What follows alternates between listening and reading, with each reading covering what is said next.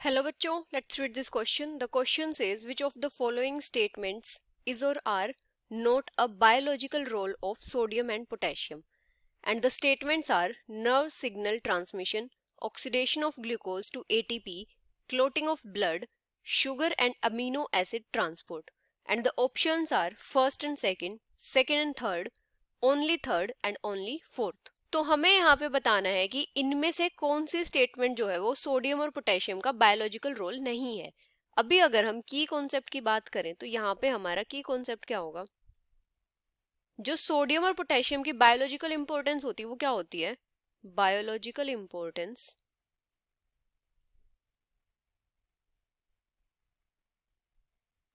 Of sodium and potassium.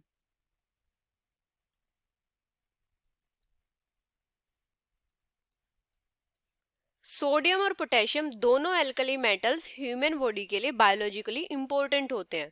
अभी अगर हम बात करें सोडियम की, जो सोडियम आयंस होते हैं वो सेल के बाहर मिलते हैं और कहाँ मिलते हैं, मेनली ब्लड प्लाज्मा में, और जो इंटरस्टिशियल फ्लूइड सेल के सराउंडिंग होता है उसमें, found outside the cell. Blood plasma में और जो इंटरस्टिशियल फ्लूइड सेल के बाहर होता है उसमें मिलते हैं। और जो सोडियम आयंस होते हैं वो क्या करते हैं, जो नर्व सिग्नल ट्रांसमिशन होता है उसमें भी पार्टिसिपेट करते हैं, पार्टिसिपेट इन नर्व सिग्नल ट्रांसमिशन।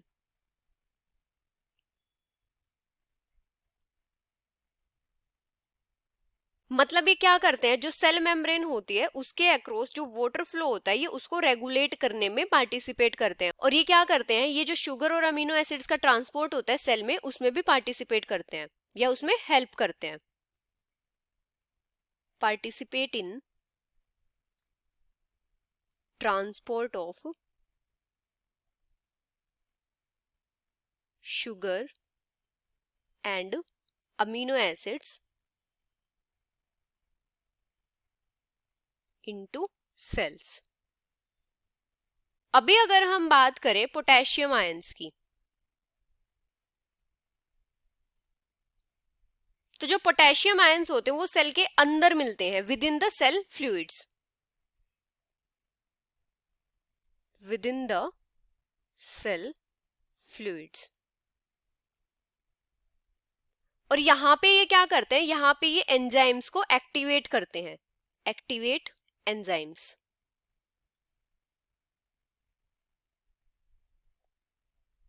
और एक इनका फंक्शन क्या होता है, जब ग्लूकोज का ऑक्सीडेशन होता है एटीपी फॉर्म करने के लिए तो ये उसमें भी पार्टिसिपेट करते हैं, participate in oxidation of glucose to form ATP.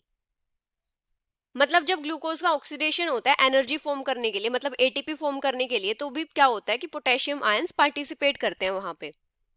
और ये क्या होते हैं, जो सोडियम आयंस होते हैं उनके साथ मिलके नर्व सिग्नल ट्रांसमिशन में भी हेल्प करते हैं।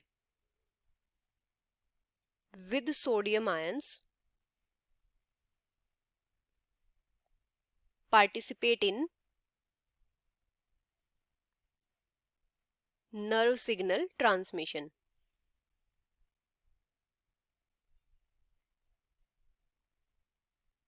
और जो सोडियम और पोटेशियम आयंस होते हैं वो सेल के अपोजिट साइड्स में मिलते हैं। मतलब जो सोडियम आयंस होते हैं वो तो सेल के बाहर मिलते हैं और जो पोटेशियम आयंस होते हैं वो सेल के अंदर मिलते हैं।